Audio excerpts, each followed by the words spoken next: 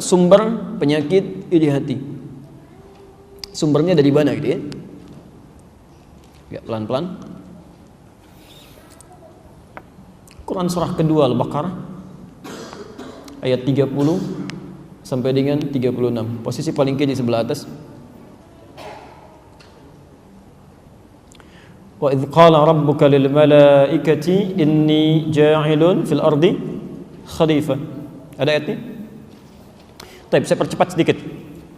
Sumber penyakit iri hati diisyaratkan oleh Quran itu setan. Cuma satu, setan. Oke. Jadi kalau ada orang-orang terkena penyakit iri hati, artinya sedang dikuasai oleh setan. Saya ulang ya.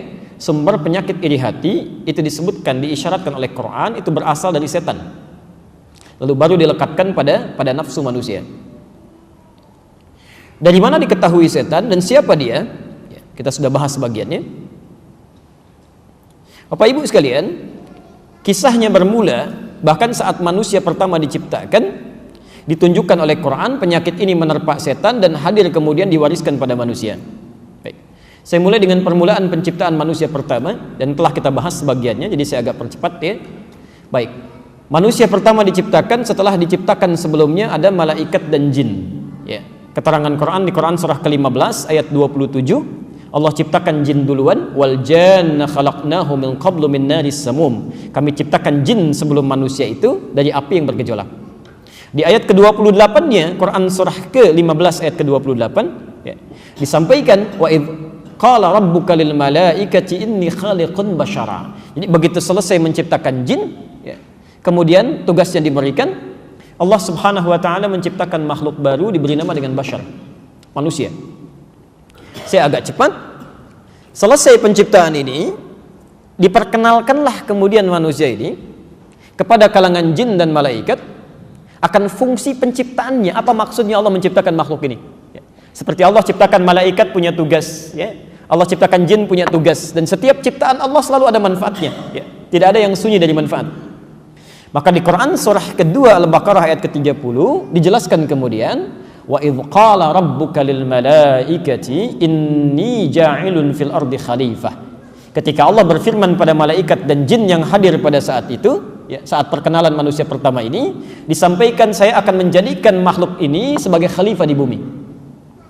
Jelas di sini? Pelan-pelan. Singkatnya kemudian Allah tampilkan kepada dua makhluk ini, malaikat dan jin, kelebihan manusia ini, ya. Bagaimana dengan pengetahuannya, bekal-bekal menjadi khalifahnya ketika dipresentasikan di ayat 31, gitu kan? Kemudian ditawarkan pada malaikat dan jin, ditanyakan, kalian bisa nggak seperti itu? Ya. Ternyata tidak punya kemampuan, ya. Sampai malaikat mengatakan, qalu subhanaka la ilma lana illa ma 'allamtana innaka antal alimul hakim. Ya. Ya Allah, cuma Engkau, gitu kan, yang bisa memberikan pengetahuan, dengan segala hikmahmu kami tidak mampu. Ayat 33 yang diperintahkan Adam kemudian untuk menampilkan pengetahuan-pengetahuannya secara lebih luas. Saya persingkat di ayat 34. Nah, ini mulai.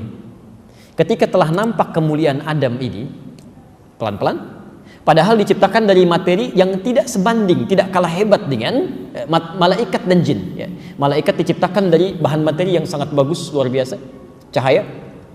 Sedangkan jin tadi dari api kan ya. Makhluk ketiga diciptakan dari bahan materi yang lebih rendah dari yang pertama dan kedua tadi, ya, dari saripati tanah. Ya. Allah ingin menampakkan tidak setiap ciptaan Allah yang dianggap rendah itu bisa kecil, barangkali nilainya tinggi, gitu ya. Nah, maka ketika seluruhnya menyadari bahwa Adam punya ilmu yang tinggi, dimintalah hormat kepada makhluk ini. Ya. Hormat ini, maaf ya, bukan tujuan untuk mengagungkan Adam, bukan, tapi menunjukkan ketaatan kepada Allah Subhanahu wa taala. Ya. Di fungsi sujud kepada Adam ketika dimintakan itu bukan untuk mengangkat Adam, bukan, tapi menunjukkan ketaatan malaikat dan jin kepada Allah ketika diperintahkan. Nah, disinilah muncul persoalan. Wa idz qulna lil malaikati isjudu li adama fasajadu illa iblis.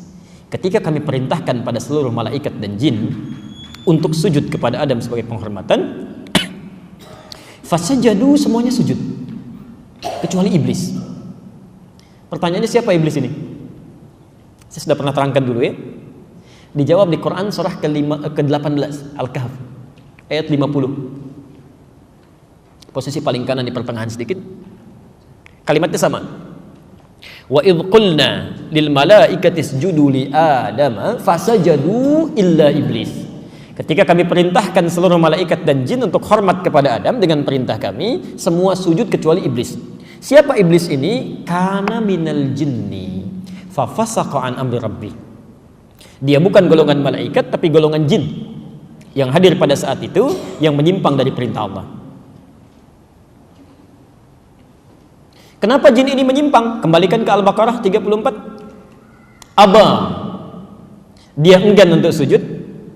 Wastakbar, ya, dia sombong, tidak mau hormat kepada Adam atas perintah Allah. Tapi sombongnya ini kenapa gitu kan? Kenapa sombongnya? Kita harus cari, ya. Apakah sombongnya karena hal tertentu atau ada sedang penyakit melekat pada dirinya? Maka dijawablah kemudian sifat sombong ini dengan satu penyakit yang luar biasa. Quran surah ke-7 ayat ke-12. Posisi paling kiri sebelah atas di mushaf standar. Lihat kalimatnya. Qala ma mana'aka alla tasjuda idh amartuk. Allah kemudian menyampaikan kepada iblis, kepada jin tadi, apa yang menyebabkan kau tidak mau sujud ketika saya perintahkan? Perhatikan poinnya Bu ya, Pak ya. Lihat kalimat Qur'annya. Ketika saya perintahkan. Ini sebetulnya semua ibadah itu Allah nggak butuh. Maaf, itu tidak butuh. Jadi kita semua tidak sujud pun tidak sholat kepada Allah semuka bumi, itu tidak akan menurunkan derajat Allah sebagai Tuhan. Allah tetap Tuhan, nggak akan berkurang kemuliaannya. Ya. Tapi semua ibadah yang diperintahkan, diminta, dikerjakan, itu hanya menunjukkan ketaatan kita saja sebagai seorang hamba. Ya. Kita yang perlu.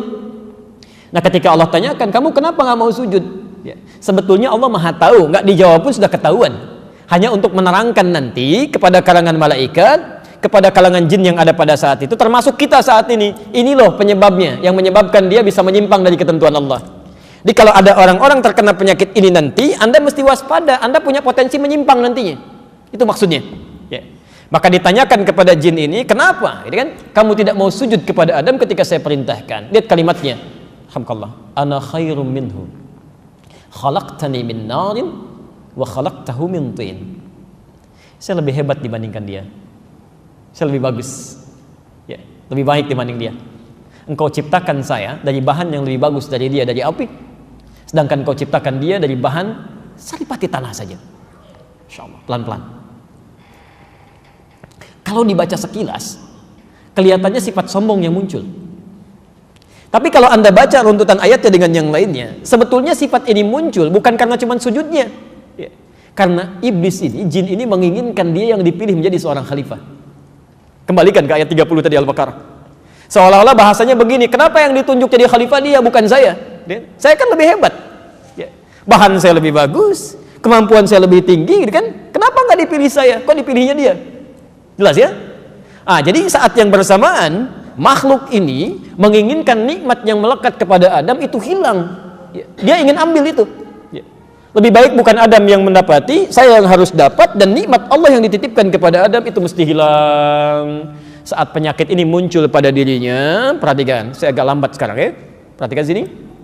Ibu dan bapak sekalian, dalam bahasa Arab, kalau ada sesuatu yang kotor misal, kemudian ditutup dengan yang baik-baik. Dengan pakaian misalnya, supaya tidak nampak, ditutup, maka bahasa Arabnya disebut dengan labasa atau labisa. Karena itu pakaian kita disebut dengan libas ini. Libas. Kenapa dinamakan dengan libas? Karena pakaian ini menutup aurat yang tidak baik untuk ditampilkan, atau aib yang tidak mau kelihatan. Ya? Di sesuatu yang kotor, yang tidak bagus, Anda tutup dengan yang baik-baik. Itu bahasa Arabnya dari labisa. Ya. Penutupnya dikenal dengan libas. Quran surah ke-7 Al-A'raf dari ayat 27 atau bahkan dari 26 sampai 31. Walibasut taqwa dzalika khair. Ya, silakan catat, lain waktu Anda lihat lagi. Tapi kalau ada yang baik-baik, misal ini bagus ya, bersih. Ini bersih. Kemudian ditutup dengan yang kotor. Masya Allah, sesuatu yang bersih ditutup dengan kain yang kotor ya. Maka kalimatnya ditukar. Ini agak unik dalam bahasa Arab.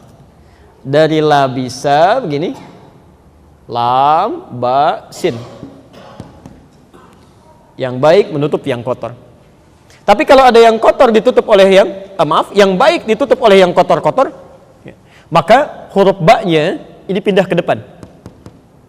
Jadi balasa, ba-nya pindah ke depan, ba, lam, sin. Itu tandanya yang kotor sedang menutup yang baik.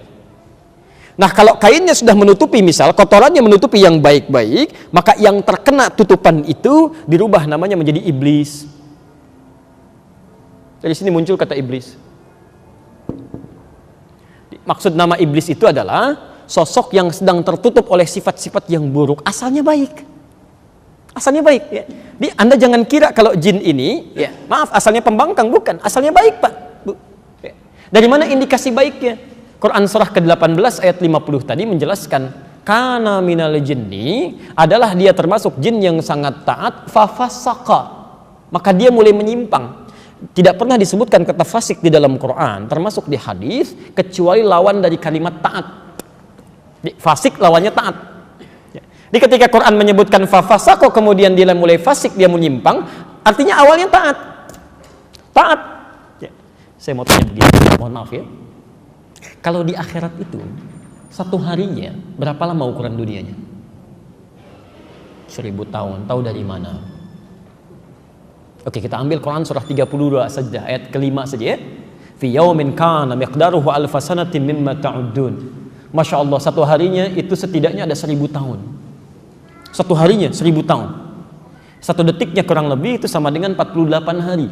Masya Allah. Jadi kalau Anda mendapatkan kenikmatan di akhirat sedetik saja, itu nikmatnya sama dengan 48 hari.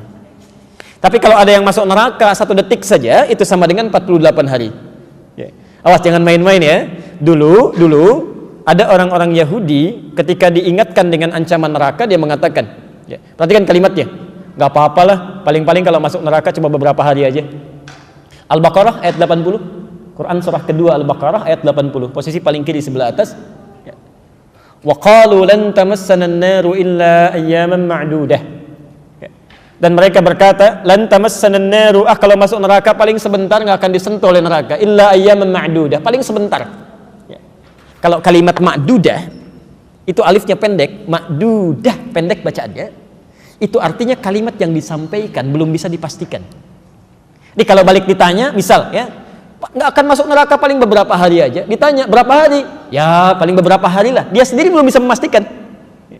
Tapi dia menganggap ringan gitu ya, paling beberapa hari, dari situ diangkat ke surga lagi. Ya, Masya Allah. Ada bahkan sebagian mereka memastikan, paling 1 hari, 2 hari, 3 hari. Ya. Ali Imran, Quran surah ke-3 ayat 24, posisi paling kanan sebelah atas. Dzalika bi annahum qalu lan tamassana an-naru illa ayyaman ma'dudat. Alifnya panjang. Perhatikan dua kalimat yang sama, yang satu alifnya tidak ada, pendek, ma'dudah, yang satu panjang, ma'dudat. Masya Allah. Paling-paling cuma 1, 2, 3 hari aja, lebih pasti kata mereka. Awas, saya kasih ilmu sebentar ya, pelan-pelan.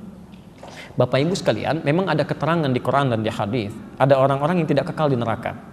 Ada. Jadi di Quran sendiri kalimat neraka itu dibagi dua, ada yang kekal sifatnya khalidina fiha, ada yang tidak. Ya. Termasuk keterangan Nabi, ini tambahan aja ya, mohon izin, tambahan Al-Bukhari, hadis riwayat Al-Bukhari, Sahih Al-Bukhari, bab 15, bab ke-15, hadis nomor 22. Ya.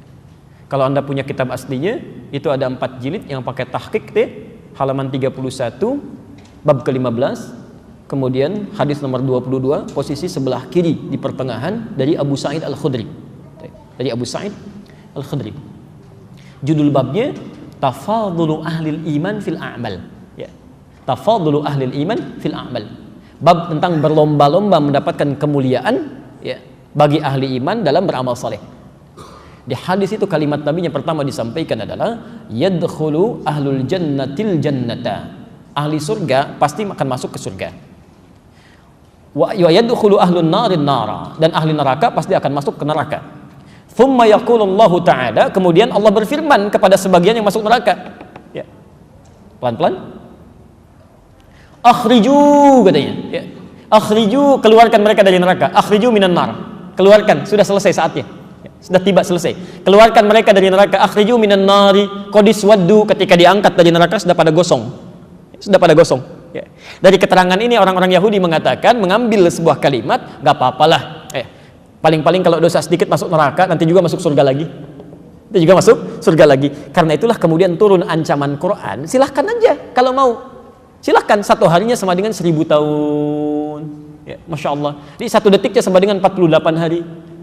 Siksa paling ringan di neraka itu ada di Quran surah keempat An-Nisa ayat 56, posisi paling kanan, agak ke atas sedikit. Innal ladzina kafaru bi ayatina sawfa nuslihim nara. Kalau ada orang ingkar terhadap kami akan celupkan nanti ke neraka kalau dia tidak mau taubat. Maaf Bapak Ibu sekalian, nusli itu kalau dalam bahasa Arab itu seperti bikin teh celup. Pernah bikin teh celup? Kan dimasukin, diangkat lagi, masukin, diangkat lagi. Nanti di akhirat nanti ada orang disiksa di neraka, paling ringannya itu kayak teh celup, dimasukin, diangkat lagi. Ada tugas malaikat yang tugasnya cuma celupin, angkat. Kullama nadijat juluduhum, ketika dimasukkan, dicelupkan itu hancur semuanya, kulit-kulitnya semua habis itu. Ya. Baddalnahum juludan ghairaha, diangkat sembuh lagi. Ya. Kan kalau dalam dunia kesehatan itu indra paling peka perasakan kulit. Ya. Makanya disebutkan kulit. Begitu dihancurkan, ya, diangkat lagi, sembuh lagi, hancurkan, sembuh lagi. Itu satu detiknya begini sama dengan 48 hari. Jadi kalau ada orang mau coba-coba, silahkan aja kalau mau dirasakan gampang itu. Ya. Nah, kalau kita kembalikan ke kajian tazkiyatun nafas, dan saya agak lambatkan ritmenya sedikit, jin tadi, kalau satu hari aja taat kepada Allah, itu berarti ukurannya sudah 1000 tahun ibadah kita. Kalau sejak dia diciptakan misal, baru 7 hari aja, itu artinya sudah 7000 tahun dalam ukuran kita. Anda bisa bayangkan, makhluk yang sudah ribuan tahun dalam hitungan kita ibadah kepada Allah karena terkena penyakit ini, saking bahayanya, ya, dirubah namanya oleh Allah menjadi iblis, terkuasai oleh kotoran, ya, kena sombong, kena iri hati, bisa terusir dari surganya, terusir dari rahmat Allah, dilaknat oleh Allah, dijanjikan neraka yang luar biasa tanpa pernah keluar dari dalamnya. Anda bayangkan, kalau jin yang sangat taat saja terkena penyakit iri hati bisa demikian luar biasa dahsyat azabnya, maka bagaimana dengan manusia yang tidak sekuku amalannya? Jelas ya? Karena itulah hati-hati. Hal pertama yang dilakukan, awas hati-hati, hal pertama yang dilakukan oleh makhluk ini ketika nanti diturunkan oleh Allah ke bumi bersama Adam, bersama Hawa, itu bagaimana caranya kemudian membawa penyakit ini dilekatkan kepada anak cucu Adam, supaya mereka setidaknya mendapatkan bagian yang sama dari murka Allah yang telah diberikan kepada makhluk ini. Jelas ya? Jadi pada asalnya setiap manusia yang terlahir membawa sifat-sifat kebaikan. Kata Nabi, kullu mauludin yuladu alal fitrah. Ya. Maaf, di antara hal yang menjadikan kita menyimpang, dibawa penyakit oleh setan, ditunjukkan kepada kita, dan salah satu penyakitnya dikenal dengan hasad. Ya. Di kesimpulan dari ayat tadi, pelan-pelan, sumber penyakitnya dari mana? Setan. Pelan-pelan. Yuk kita turunkan. Bagaimana kemudian setan menebarkan penyakit ini kepada anak cucu Adam? Hati-hati ya. Jadi sebelum nanti diturunkan iblis, kita sudah bahas ini dengan sangat detail dulu. Ya. Itu berjanji dulu iblis di hadapan Allah. Saya akan goda semua anak cucu Adam dari depan, dari belakang, dari kanan, dari kiri, dari semua sisi yang mungkin, ya, supaya mereka tersesat, mendapatkan murkamu, dan kau tidak akan dapati kebanyakan mereka bersyukur kepadamu. Maka mari kita lihat pelan-pelan. Adam turun ke bumi, Hawa juga turun ke bumi. Quran surah kedua Al-Baqarah dari ayat 36 sampai ayat 38. Yang paling cepatnya ayat 38-nya, ya, qul nahbitu minha jami'a, turun kalian semua ke muka bumi. Fa imma ya'tiyannakum minni huda faman tabi'a hudaya fala khaufun 'alaihim wa lahum yahzanun. Ya. Nanti di bumi kami berikan petunjuk, ikuti petunjuk ini, ya kan? Kalau Anda bisa berpegang teguh pada petunjuk ini, maka tidak akan pernah merasa sedih dan nestapa dalam kehidupan. Ya. Jadi, mohon maaf ibu bapak ya, kalau satu saat kita memiliki persoalan itu terus mendera kita, tidak pernah selesai, membuat kita sedih. Jangan-jangan yang bukan menyelesaikan persoalannya bukan karena kemampuan kita kurang harta benda atau kedudukan, tidak. Barangkali maaf kita nggak pernah baca petunjuknya. Ya. Jadi kata Allah, kami turunkan hudan, petunjuk, baca itu supaya hidupnya mudah. Ya.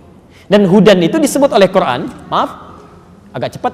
Hudan disebut oleh Quran di surah ke-2 Al-Baqarah ayat 185. Posisi paling kiri di pertengahan. Saya turunkan sedikit ya. Fokus ini. Tadi kan kata Allah turun semuanya, ya. Di Adam turun, Hawa turun, Iblis turun kan? Setan turun. Nah, dari yang semua turun ini kata Allah, kami berikan Adam kepada kamu dan keluargamu nanti petunjuk. Disebut hudan. Ya. Kalau diikuti petunjuk ini, fala khaufun 'alaihim, hidupnya tidak akan pernah gelisah, tenang aja, kan? Walahum yahzanun, dan tidak akan pernah bersedih, nikmat hidupnya. Di Al-Baqarah 185 untuk umatnya Nabi Muhammad, hudan ini disebut dengan Quran. Syahrul Ramadan alladzi unzila fihil Quran hudan, ya, hudan linnas. Di bulan Ramadan kami turunkan Al-Quran sebagai petunjuk kehidupan bagi manusia.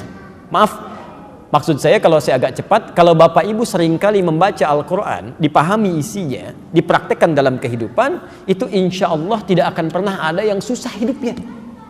Pasti mudah. Pasti mudah. Di ujung ayat itu kan mengatakan begini, yuridullahu bikumul yusra wala yuridu bikumul usra. Kami menginginkan hidup manusia semuanya mudah. Kami nggak pengen hidup manusia susah. Jadi kalau ada manusia susah hidupnya, apalagi orang Islam hidupnya susah, di kantor sulit, di rumah sulit, di pekerjaan sulit, kehidupan sosial sulit, yang salah bukan Allah, yang salah kita. Kenapa nggak dibaca petunjuknya? Ya, dan saya pernah uraikan di sini kan dengan cepat, dari Al-Fatihah sampai dengan An-Nas itu isinya semua aktivitas kehidupan kita. Demi Allah saya katakan, tidak ada satupun aktivitas kita yang tidak disebutkan teknis petunjuknya di Quran. Tidak ada. Ada isyaratnya. Nah, saya mau teruskan agak cepat. Ketika Adam turun ke muka bumi, ya, maaf, Adam dengan Hawa turun terpisah. Ya, konon Adam diturunkan daerah sekitaran India, dan Hawa konon diturunkan daerah yang sekarang disebut dengan Jeddah. Ya, Jeddah itu bahasa Arab yang kalau diterjemahkan berarti nenek, ya. Jadi kalau Bapak Ibu nanti ada yang haji atau yang mau umrah, kan suka ada ke Laut Merah itu ya, di Jeddah. Itu sekitaran 300 meter ke kiri sedikit, itu ada satu wilayah yang dikasih tembok begini, ya. Nah, itu disebut Maqbarah Hawa oleh orang sana, kuburannya Hawa. Tapi kata pakar sejarah, itu bukan kuburan, nggak ada kuburan Hawa di situ. Ya, di situ tempat Hawa pertama kali diturunkan dan beraktivitas. Di Hawa berjalan, Adam berjalan.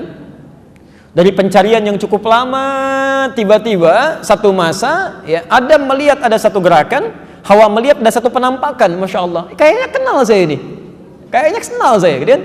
Ya, kenal dalam bahasa Arab disebut dengan Arafah. Maka mereka mulai mendekati diri, naik ke bukit yang cukup tinggi, ya. Bukit yang disusun tinggi untuk mengenali, itu dalam bahasa Arab disebut dengan Arafah, jamaknya disebut dengan A'raf. Maka ketika mereka melihat satu sama lain, mulai kenal, tahu satu dengan yang lainnya, Araf tukil'an, saya tahu kamu sekarang. Tahu, bahasa Arabnya Arafah, sifatnya disebut dengan Arafah. Karena itulah sekarang tempatnya disebut dengan Arafah. Jelas ya?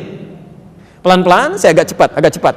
Kemudian mereka berkumpul, hidup berkeluarga, sampai Hawa kemudian mulai mengandung. Ada di Quran surah ke-7 ayat 189, posisi paling kiri di sebelah atas. Falamma taghasyaha, kan? Maka tatkala keduanya mulai bergaul, hamalat hamlan khafifan, Hawa mulai mengandung kandungan ringan. Sampai kandungan berat, keduanya bermohon kepada Allah supaya nanti bayi yang dilahirkan lahir dalam keadaan yang saleh, yang baik. Maaf, ini petunjuk Quran pertama bahwa kalau ada seseorang tengah mengandung, ini doa yang disunnahkan di Quran. Ya, bacakan oleh suami istri. Redaksinya langsung diatur di situ. Ya. La in ataitana shalihan lanakunanna minasyakirin. Itu redaksinya ada di situ langsung. Poin saya pelan-pelan. Ketika lahir kembar kan? Baik, kelahiran pertama kembar. Perempuannya cantik luar biasa, masya Allah. Laki-lakinya biasa. Lahir kedua lagi, kembar lagi. Ya, kembar lagi. Ya. Maaf, laki-lakinya cukup biasa juga, perempuannya biasa juga. Ya. Kalau ukuran cantik dengan yang pertama, lebih cantik dari yang pertama. Ya. Nah, sedangkan hukum Allah saat itu, kan karena belum ada umat, belum ada perkembangbiakan, ya, keduanya harus dinikahkan kan? Harus ada pernikahan. Maka yang terjadi hukum Allah menjadikan keduanya mesti dilakukan pernikahan secara silang. Ya, tidak boleh secara bersamaan lahir. Di lahir yang pertama, ya. Bismillah. Kelahiran pertama, lahir kembar, ini perempuan, ini laki-laki. Kelahiran yang kedua juga kembar, ini perempuan, ini laki-laki. Hukum yang diterapkan tidak boleh melakukan pernikahan dari satu kelahiran yang sama. Yang ini tidak boleh menikah dengan yang ini. Harus disilang. Di perempuan di sini yang tadi lebih cantik disebutkan harus menikah dengan yang satu di sini. Sedangkan laki-laki yang di sini menikah dengan perempuan yang lahir belakangan atau kelahiran kedua. Pelan-pelan. Ini anak Nabi ya, anak Nabi. Namanya siapa kira-kira? Pernah dengar? Habil. Satu lagi? Qabil. Tuh, tahu dari mana?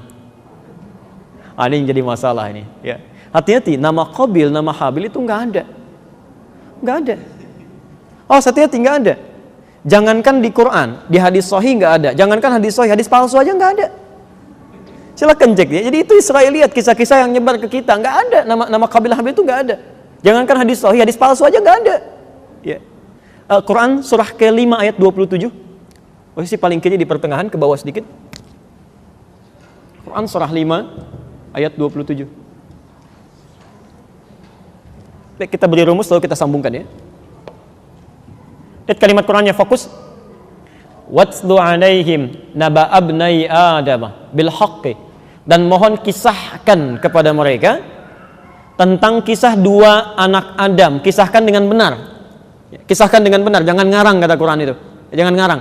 Lihat kalimat Qurannya. Quran tidak pernah menyebutkan siapa namanya, tidak. Hanya disebutkan kisah tentang anak Adam. Perhatikan sini ya, perhatikan sini. Bapak Ibu sekalian, kalau Anda mendengar atau melihat di Quran ada ayat berbicara tentang kisah, tidak disebutkan tokohnya siapa, kapan kejadiannya, itu pertanda satu, kisah ini akan terjadi lagi di masa depan dengan tokoh dan nuansa yang berbeda. Saya ulang ya, kisah ini akan terjadi lagi di masa depan dengan tokoh dan nuansa yang berbeda.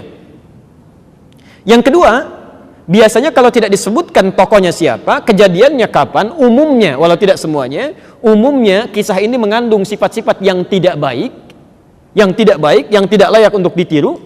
Tapi saking sopannya Quran, namanya tidak disebutkan supaya tidak dipergunjingkan.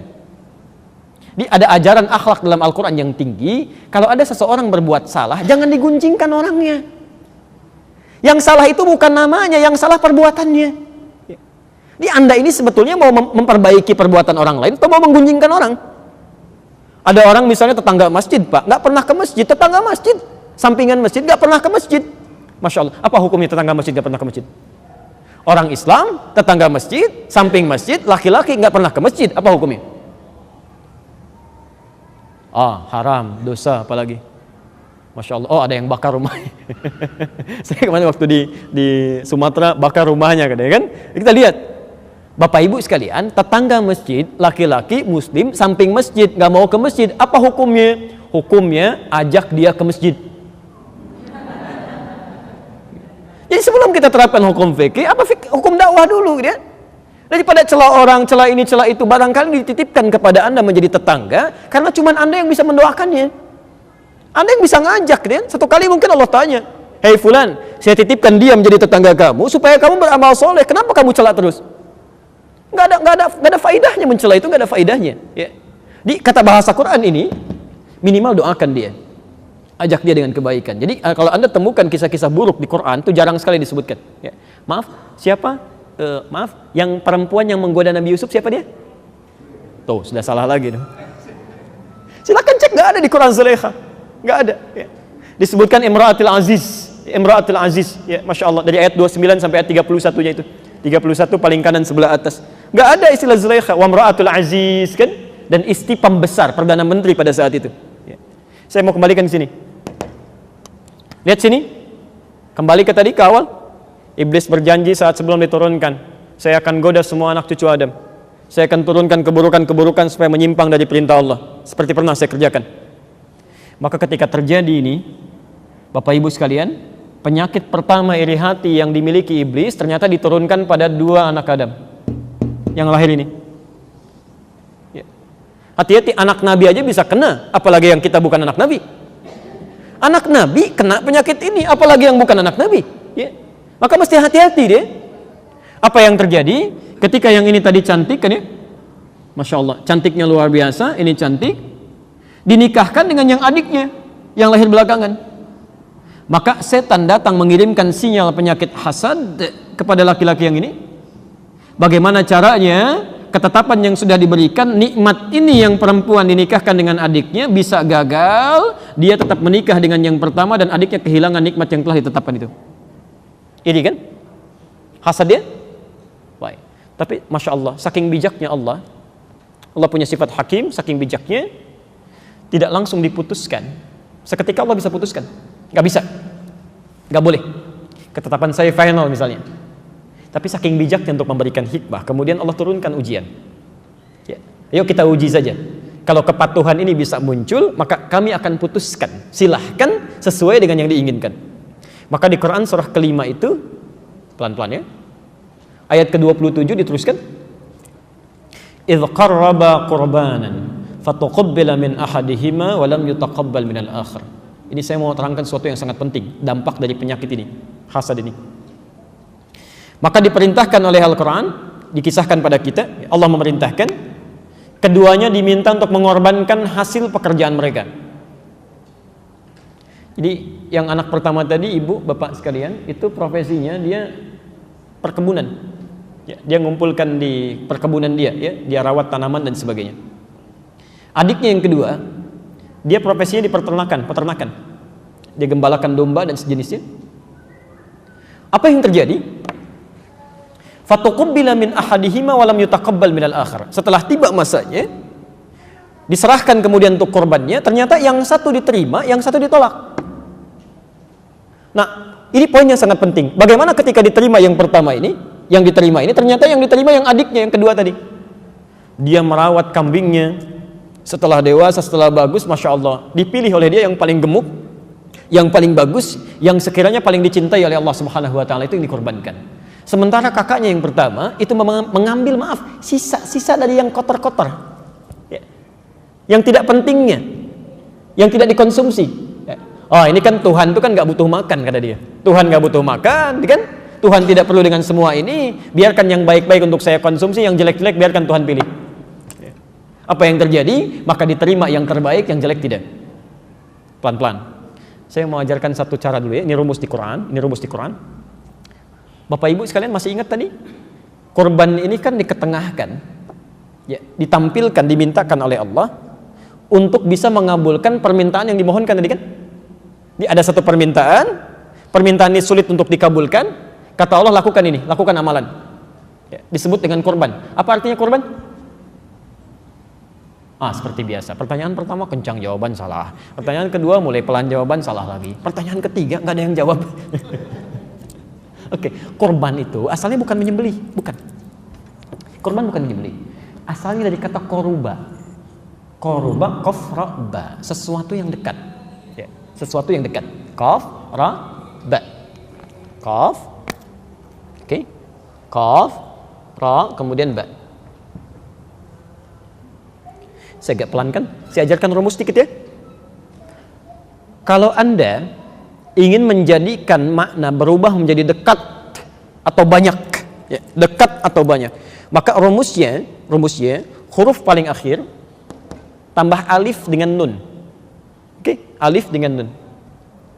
Misal koruba dekat, tambah alif dengan nun menjadi kurban, artinya sangat dekat, banyak kedekatannya. Ya. Ghafara, ghain fa ra, ampunan. Anda ingin tambah dengan alif dan nun menjadi gufron, artinya yang banyak ampunannya. Jelas ya? Baik, pelan-pelan. Nah, kurban asalnya bukan menyembelih. Ya. Kurban itu pada asalnya adalah, pelan-pelan, amalan-amalan yang dilakukan,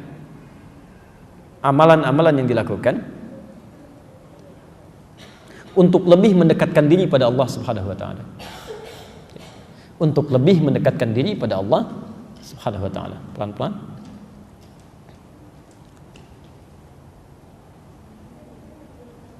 Oke, saya mau tanya begini. Biasanya kan hukum kehidupan menyampaikan pesan kepada kita, orang yang dekat dengan pemilik kekuasaan maka akan lebih mudah mendapatkan akses dan ketenangan kan? Ya. Anda dekat misalnya, maaf ya, dengan seorang pemimpin, maka ketika kesulitan akan lebih mudah kesulitan itu diselesaikan karena kedekatan Anda. Bahkan nggak minta pun bisa ditanya, ya. Apalagi yang dekat dengan Allah. Apalagi yang dekat dengan Allah. Tidak ada yang mustahil bagi Allah. Semuanya bisa terbuka. Sakit yang mustahil bisa sembuh.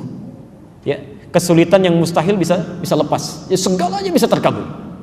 Karena itu ada rumus dalam Al-Quran. Ini dibuka dengan ayat ini, rumus pertama di Quran. Jika Anda memiliki satu hajat, satu keperluan yang sulitnya luar biasa, bahkan mustahil menurut manusia, rumus Qurannya, lakukan amalan-amalan yang mendekatkan diri Anda pada Allah. Kalau bisa saya sarankan, lakukan amalan yang umumnya orang tidak melakukannya. Ya. Misal, maaf, orang tidur malam Anda tahajud. Ya. Orang cuma sholat fardu dan tahajud, Anda keluarkan semua sholat yang ada di Quran dan hadis. Keluarkan tuh, ya. Coba selama hidup puluhan tahun sudah sholat apa saja? Jangan-jangan masih dikasih kesempatan sholat sampai siang ini karena ada beberapa sholat yang belum pernah dikerjakan. Ya. Kalau baru sholat fardu aja jangan bangga, fardu itu cuma standar. Ya. Kalau baru sholat tahajud, yang lain sudah banyak yang tahajud, ketinggalan. Zaman Nabi bahkan ada yang sampai khatam Quran. Ya. Ketinggalan kita. Coba cek, lihat. Termasuk siang, kalau orang lain makan Anda coba puasa. Kalau cuma puasa Senin, orang sudah puasa Senin Kamis. Kalau Senin Kamis, orang sudah ayamul bid. Anda ayamul bid, jangan dulu bangga, orang ada yang puasa daun. Masya Allah, sehari puasa, sehari tidak dia. Nah, jadi kalau Anda punya sesuatu yang diinginkan, tingkatkan amal soleh supaya lebih dekat dengan Allah. Ini rumusnya. Nanti silahkan cek sendiri ya. Quran surah ke-21, ini sunnah para nabi dulu. Dan orang-orang soleh. Quran surah ke-21, surah Al-Anbiya, dari ayat 83 sampai 92. Nanti cek sendiri. Dari ayat 83 sampai 92. Nanti di situ dikisahkan Pak Ibu sekalian, kisah orang-orang yang luar biasa. Maaf, ada yang sakit, penyakitnya kata para dokter mustahil, sudah give up mereka, hand up, gak mungkin sembuh. Ada yang masya Allah, maaf sudah puluhan tahun, ya rambutnya sudah beruban, kemudian fisiknya sudah lemah, istrinya divonis secara medis monopos dan mandul, alhamdulillah, mustahil punya keturunan. Ada lagi yang masuk ke perut ikan paus, ayat 87-nya sampai 88, wa dhannuni idh dhahaba mughadiba, ya, masuk ke perut ikan paus Pak. Ya. Ada di sini yang pernah masuk ke perut ikan paus? Tidak mudah itu ya. Suasana pekat, gelap segala rupa. Tapi yang menarik begini, ketika beliau ini diselamatkan dari perut ikan paus, bahasa Qur'annya bukan menyelamatkan, mengeluarkan ikan paus, bukan. Ya, bukan. Najainahu minal ghammi, kami keluarkan dia dari awan gelap yang menyelimuti. Jadi maksudnya nanti di masa depan ada orang yang punya kesulitan sampai seakan-akan gelap matanya itu, tidak harus masuk perut ikan paus. Ya. Anda ada orang iseng di pekerjaan, ada masalah di rumah tangga sampai gelap, capek, ya. Keluar matahari bersinar terang tapi keadaan kita kayak gelap, ya. Bingung jalan kemana-mana, itu ada, ya. Ada amalannya. Dan ujung ayatnya mengatakan kanu yusari'una fil khairat, mereka itu bisa diberikan solusi oleh Allah karena memperbanyak amal kebaikan untuk mendekatkan diri pada Allah. Nah, poin terbesarnya kembali ke Al-Maidah ayat 27, ya. Ketika keduanya menyampaikan amalan-amalan tadi sebagai kurban kedekatan kepada Allah, ternyata yang diterima yang serius. Yang jelek tidak. Tapi yang mau saya sampaikan, karena penyakit iri hati tadi sudah diresapkan oleh iblis dalam diri orang yang pertama tadi, kakaknya, ya. Lihat kalimatnya. Qala la'aqtulannak. Ketika adiknya diterima korbannya, kalimat yang mengalir di lisannya bukan kalimat selamat ya, ternyata kamu yang diterima. Sudah rupanya Allah berkenan kamu aja yang menikah dengan dia misal. Ya. Ternyata kalimatnya bukan itu. Kalimat yang keluar, saya bunuh kamu. Saya bunuh kamu. Jadi Bapak Ibu sekalian, iri hati, saking bahayanya, dia bisa menularkan pada organ-organ yang lainnya untuk keluar hal-hal yang buruk. Jadi kalau orang sudah kena sifat iri hati, itu dari lubuk hati yang paling dalam, begitu keluar ke lisan bukan yang baik-baik, lisannya pasti kotor. Coba cek ya, maaf, Anda bertemu teman yang sedang iri hati, pasti kata-katanya kotor semua tuh. Tahu nggak kamu? Padahal saya yang duluan masuk kerja di sana, dia yang dipromosikan. Ya, semuanya buruk aja. Ya. Semuanya akan jelek, tidak nyaman gitu. Ya. Masuk ke tangan juga buruk, ya. Masuk ke kaki buruk. Ya. Orang jalan biasa-biasa aja, dia jalan cepat-cepat. Kenapa sih kamu cepat-cepat begitu? Itu dia udah datang tuh, saya nggak seneng lihat dia. Ya. Banyak hal terjadi. Ya. Ini kalimat muncul, qala la'aqtulannak, dijawab oleh adiknya karena adiknya tidak kena penyakit ini, dia katakan, lihat kalimatnya. Innama yataqabbalullahu minal muttaqin. Ini bukan urusan nikah dengan bukan, sudah itu jauh. Ini hanya isyarat dari Allah supaya kita meningkatkan takwa kepada Allah Subhanahu wa taala. Ketika mendengar kalimat itu terjadilah pembunuhan.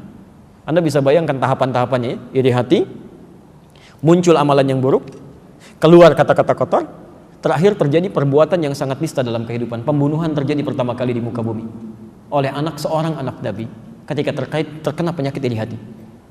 Jelas di sini?